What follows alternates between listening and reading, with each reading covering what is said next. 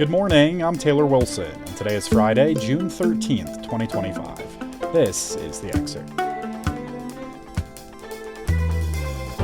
Today, Israel has launched strikes on Iran, plus what the army is saying about its costly military parade set for tomorrow, and governors differ when it comes to using the National Guard at protests. Israel launched a military operation against Iran, targeting its nuclear program overnight. Iranian media and witnesses reported explosions, including at the country's main uranium enrichment facility at Natanz, while Israel declared a state of emergency in anticipation of retaliatory missile and drone strikes. Iran launched around 100 drones toward Israeli territory in retaliation, which Israel was working to intercept, according to an Israeli military official. Iran's elite Revolutionary Guard Corps said its top commander, Hossein Salami, was killed, and state media reported the unit's headquarters in Tehran had been hit. Several children were also reportedly killed in a strike on a residential area. Secretary of State Marco Rubio acknowledged the attack in a statement, stressing that American forces are not involved in strikes against Iran. The operation could land a blow to the Trump administration's efforts to strike a deal with Iran to limit its nuclear program. Trump's Middle East envoy Steve Witkoff was scheduled to meet with Israeli officials before participating in a sixth round of nuclear talks with Iran in Oman this weekend. An appeals court has temporarily halted a federal judge's order that blocked President Donald Trump's mobilization of thousands of National Guard troops to Los Angeles and required him to return control of troops to California. The ruling came just hours after a U.S. district judge issued a temporary restraining order finding that Trump's deployment of 4,000 Guard members was unlawful. The court said it would hold a remote hearing on the matter on Tuesday. The decision does not mean that the court will ultimately agree with Trump, but that he will maintain command of the National Guard for now. The ruling came amid rising tensions between Trump and California's Democratic Governor Gavin Newsom over federal military intervention in the state. Newsom had filed a motion for a temporary restraining order that would limit the activities of Guard members and Marines to protecting federal buildings in a small area of downtown where most protests against federal immigration raids have taken place. The Army tomorrow will hold a $40 million parade to mark its 250th anniversary. That it also falls on President Trump's birthday, that's a coincidence, according to Army Secretary Dan Driscoll. I spoke with USA Today Pentagon correspondent Tom Vandenbroek for more. Hello again, Tom. Thanks for joining me. Thanks, Taylor. Good to be here. So, Tom, you spoke with Army Secretary Dan Driscoll. What did you hear from him about the stated goals of this military parade on Saturday? Secretary Driscoll talked to us about the parade and a few other topics, but he mainly talked about the reason for the parade. And he said that it's to showcase the Army and that it will pay off the $40 million that they're going to spend on it in a quantitative way by filling up what he said their recruiting pipeline. In other words, people will see this and they're going to sign up and join the Army. We've made note here on the show, Tom, that this parade falls on the same day as Trump's birthday. What did Driscoll say about the timing of this event? Simply coincidence is how he put it. He said that the Army had been planning this for more than a year before Trump was elected, and that in any event, the Army was born 250 years ago, and that no one would have had the foresight to know that Trump would have been born 170 years later. So he discounts entirely the fact that this was somehow tied up. On the other hand, the Army hadn't planned for such a big event until relatively recently. And we know that the White House was interested in it. So coincidence, in all likelihood, that is true, but there are some other parallels going on here. It's Trump's 79th birthday, and he'll be there. He'll be presented with a flag by the Golden Knights parachute team. So people can make whatever conclusion they'd like about that. Well, Tom, this is clearly a big military installation. How much will this cost? Driscoll has stuck to this estimate that's been out there that we reported a few weeks back of $40 million. And that includes the expected damage that 70-ton tanks will do to DC roads. The Army's put down steel plates where they think the tanks will do their most damage, in other words, where they turn. But there's some suggestion or an experience that big vehicles like this are going to chew up some of the streets. And the Army says it's budgeted that in this cost of $40 million. And Tom, at this point, do we have any sense on who will be in attendance?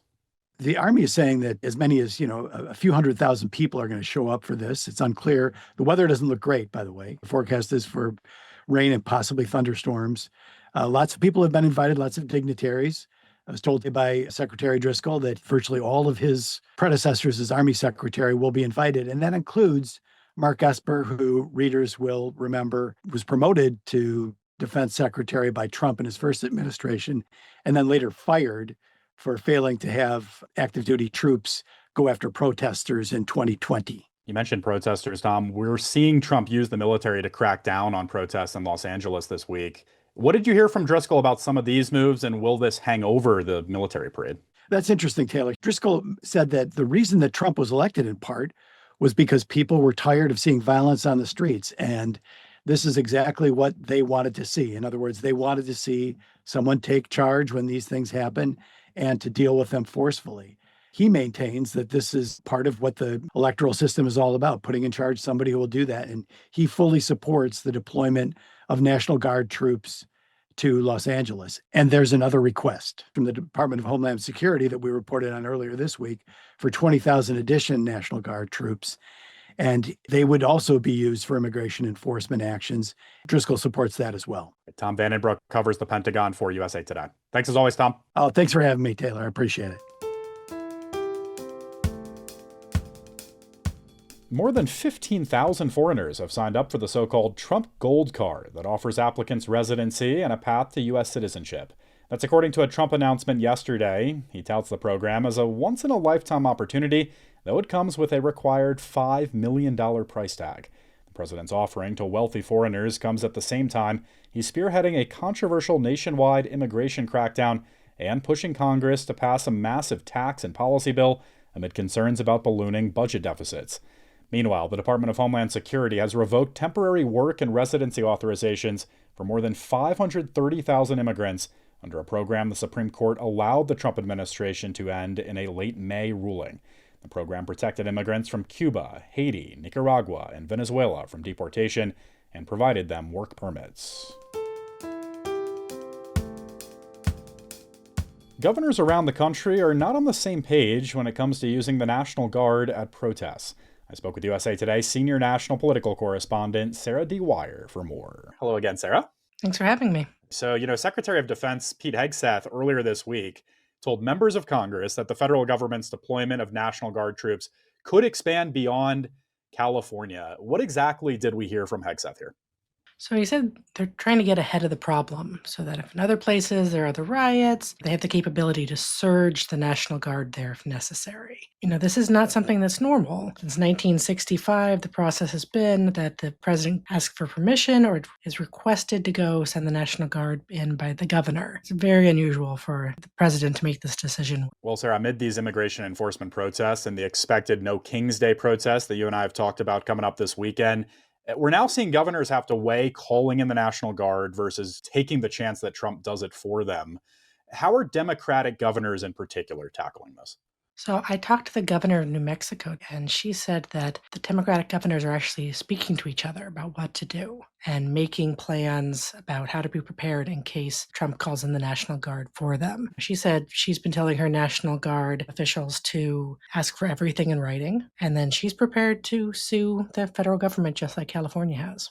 Okay, and I guess what did Democratic governors say they'll do if Trump deploys, say, National Guards over their objections? Is it the lawsuit front? Is that the course of action for them?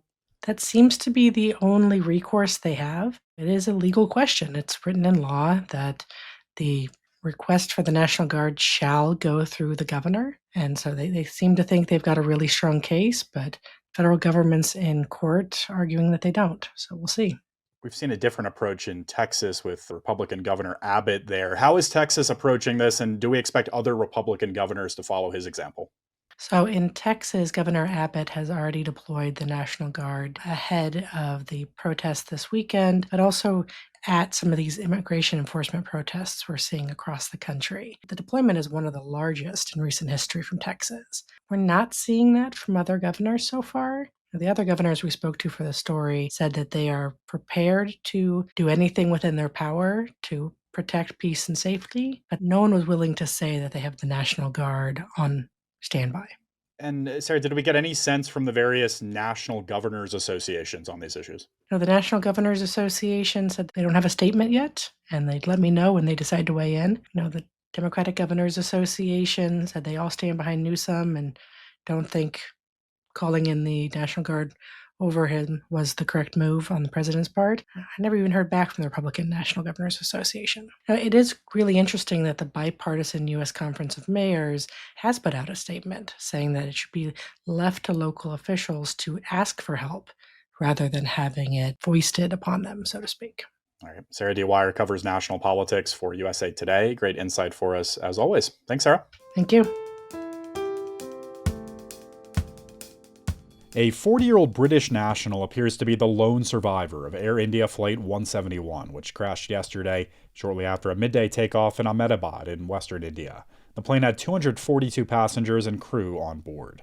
Vishwas Kumar Ramesh says he walked out of a broken emergency exit after the aircraft hit a medical college hostel. He had been filmed after the crash, limping on the street in a blood-stained t-shirt with bruises on his face. He told Indian state broadcaster DD News from his hospital bed earlier today that the plane appeared to come to a standstill in midair for a few seconds shortly after takeoff, and the green and white cabin lights were turned on. He added that the side of the plane he was in landed on the ground and that he could see that there was space outside the aircraft, so when his door broke, he tried to escape through it and was able to. Authorities have not released information about what may have caused the crash. Thanks for listening to The Excerpt. We're produced by Shannon Ray Green and Kelly Monahan, and our executive producer is Laura Beatty. You can get the podcast wherever you get your audio, and if you're on a smart speaker, just ask for The Excerpt. I'm Taylor Wilson, and I'll be back tomorrow with more of The Excerpt from USA Today.